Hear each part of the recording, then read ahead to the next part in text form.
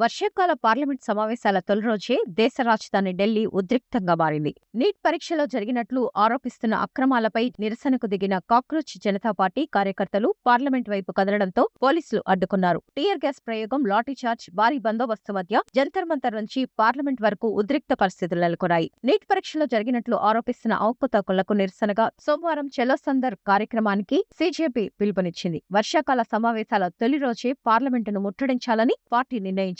దీనికి ఢిల్లీ పోలీసులు అనుమతి నిరాకరించిన వేలాది మంది కార్యకర్తలు జంతర్ మంతర్ వద్దకు చేరుకున్నారు. అక్కడి నుంచి పార్లమెంట్ వైపు ర్యాలీగా బయలుదేరేందుకు ప్రయత్నించారు. రైల్ భవన్ పరిసరాలు కార్యకర్తలతో కిక్కిరిసిపోయాయి. భారీగా పోలీస్ బలగాలు మోహరించాయి. పార్లమెంట్ వైపు కదిలిన నిరసనకారులను పోలీసులు బారికేడ్లతో అడ్డుకున్నారు. ఆ సమయంలో తోపులాట చోటు చేసుకుంది. కొందరు కార్యకర్తలు బారికేడ్లు దాటేందుకు ప్రయత్నించడంతో పరిస్థితి ఉద్రిక్తంగా మారింది. పరిస్థితి అదుపు తప్పకుండా టియర్ గ్యాస్ షెల్స్ ను ఉపయోగించారు. లాఠీలతో జనాన్ని చెదరగొట్టారు. ఈ ఘటనలో కొందరు కార్యకర్తలు, పోలీస్ సిబ్బంది స్వల్ప గాయాలయ్యాయి. పార్లమెంట్ ప్రధాన ద్వారాల వద్ద భద్రతను మరింత కట్టుదిట్టం చేశారు. కొన్ని గేట్లను మూసివేశారు. ఉద్రిక్త పరిస్థితుల దృష్ట్యా సెంట్రల్ ఢిల్లీలోని కొన్ని ప్రాంతాల్లో మొబైల్, ఇంటర్నెట్ సేవలను కూడా నిలిపివేశారు. శాంతి భద్రతలకు ఎలాంటి విఘాతం కలగకుండా ముందస్తు చర్యలు చేపట్టినట్లు అధికారులు వెల్లడించారు. మరోవైపు తమ కార్యకర్తలు ప్రశాంతంగా ఉండాలని సీజేపీ పిలుపునిచ్చింది. శాంతియుత పోరాటంతోనే లక్ష్యాన్ని సాధిస్తామని సోషల్ మీడియాలో పేర్కొంది. ఈ ఆందోళనకు ముందు పార్టీ వ్యవస్థాపకుడు అభిజిత్ దీప్కే నిరాహార దీక్ష చేపట్టారు. అయితే ఆత్మహత్య చేసుకున్న ఓ నీట్ విద్యార్థిని తండ్రి విజ్ఞప్తి మేరకు